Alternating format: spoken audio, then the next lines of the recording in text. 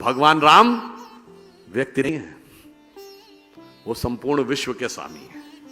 इसलिए उनका मंदिर कोई इमारत नहीं थी। कभी कभी मंदिर को लेके भय बहुत बनाया जाता है। जब राम मंदिर बन रहा था तो लोगों ने कहा अगर राम मंदिर जिस दिन बनने लगेगा उस दिन मिडिल ईस्ट के देश पेट्रोल देना बंद कर देंगे। आज राम मंदिर भी बन रहा है और अबू धाबी में भी मंदिर बन रहा है। तो मैं इसलिए कह रहा हूं कि जो हमसे पूछते थे कि मंदिर वहीं बनाएंगे और तारीख नहीं बताएंगे, वो तारीख नहीं थी, भारत के काल चक्र में विकास की गति का संकेत था।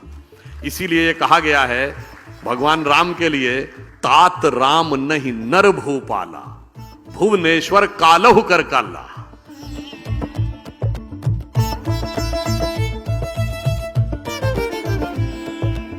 कि इसमें अंधविश्वास है, कुछ भी है, तो मैं उसके बावजूद कहता हूं 9 नवंबर 1989 जिस दिन शिलान्यास हुआ उस दिन देवोत्थानी एकादशी थी। फर्स्ट कार सेवा जिस दिन गोलियां चलाने की बात हुई 30 अक्टूबर 1990 देवोत्थानी एकादशी थी। और 9 नवंबर 2019 जिस दिन कोर्ट का जजमेंट आया 8 और 9 नवंबर को देवोत्थानी एकादशी थी। अब मानिए तो संयोग और मानिए तो दैव योग। देवता उठे थे तो देवता भारत को दैवी स्थान तक ले जाने के लिए उठे थे। ये देव स्थानों का महत्व होता है जो लोगों को नहीं समझ में आता है कि जब वहां पे श्री राम लला विराजमान प्रकट हुए तो उनकी सबसे पहले पूजा किसने की थी? महंत दिग्विजयनाथ जी ने।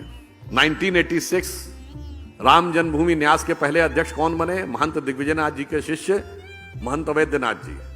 और जब 2019 में शिलान्यास हुआ तो मुख्यमंत्री कौन थे? महंत अवैधनाथ जी के शिष्य योगी आदित्यनाथ जी।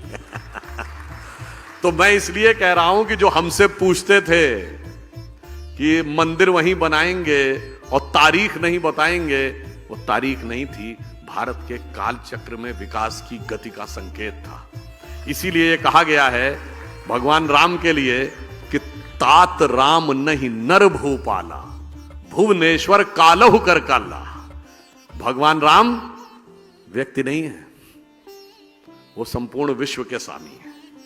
इसलिए उनका मंदिर कोई इमारत नहीं थी और मंदिर की तारीख कोई डेट नहीं थी, वो भारत के एलिवेशन का था। और ये भी संयोग देखिए, वो तब मंदिर बनने जा रहा अगले साल। कब बनने जा रहा है? जब हम 5th लार्जेस्ट इकोनॉमी हो गए। और 5th लार्जेस्ट इकोनॉमी किसको हटा के हुए? ब्रिटेन को हटा के, जिसने हम पे हुकूमत की। आप काल चक्र की गति देखिए ना। और मजे की बात यह कि हिस्ट्री में जो बताया जाता है कि हमको अंग्रेजों ने यह कहा कि हिंदुस्तानियों पे इसलिए राज करना जरूरी कि इन्हें राज करना नहीं आता है। आज उनके यहां इतनी उठापटक हुई सरकार में कि एक इंडियन उनको बता रहा है कि राज कैसे किया जाता है। और अब हम कह दूं, जब राम मंदिर का शिलान्यास हुआ तो आप में से शायद बहुतों को ध्यान हो कि पहली ईंट किससे रखवाई गई थी? कामेश्वर चौपाल, बिहार के एक जिन जातियों को तथाकथित निम्न जाति कहा जाता है, हम तो किसी को निम्न नहीं मानते, उनसे रखवाया गया था। और किस बात का? मंदिर निर्माण के लिए जो शास्त्रीय विधान है, वो जो शास्त्र है उसे समरांगण सूत्रधार कहते हैं।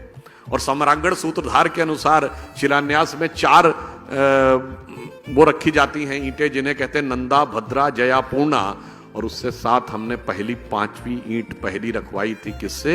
जिसे आज आप कहते हैं सो कॉल्ड लोअर कास्ट। तो दैट मीन्स कि वो पूरा किस ढंग से संयोग था। और यह भी एक संयोग मानिए कि भगवान राम के जमाने में क्या हुआ था? भगवान राम का सीधे राज्याभिषेक हो गया था क्या? नहीं, पहले वनवास हुआ था, फिर माता शबरी का सम्मान हुआ, फिर निषाद राज का राज्याभिषेक, फिर सुग्रीव का राज्याभिषेक, फिर राम का राज्याभिषेक। और आज संयोग देखिए कि जब राम मंदिर बन के तैयार हो रहा है, उससे पहले हमारे राष्ट्रपति श्री रामनाथ कोविंद थे और अब राष्ट्रपति श्रीमती द्रौपदी मुर्मू हैं, जो शेड्यूल्ड ट्राइब से भारत की पहली महिला है। तो मतलब आप समझ लीजिए, जो राम के काल में हुआ वही राम मंदिर के काल में हो रहा। तो अब सबको समझ जाना चाहिए कि मंदिरों का महत्व और मंदिरों की गति और राष्ट्र के साथ उनका तदात्म्य का संबंध, कभी कभी मंदिर को लेकर भय बहुत बनाया जाता है। जब राम मंदिर बन रहा था तो लोगों ने कहा अगर राम मंदिर जिस दिन बनने लगेगा उस दिन मिडिल ईस्ट के देश पेट्रोल देना बंद कर देंगे। आज राम मंदिर भी बन रहा है और अबू धाबी में भी मंदिर बन रहा है।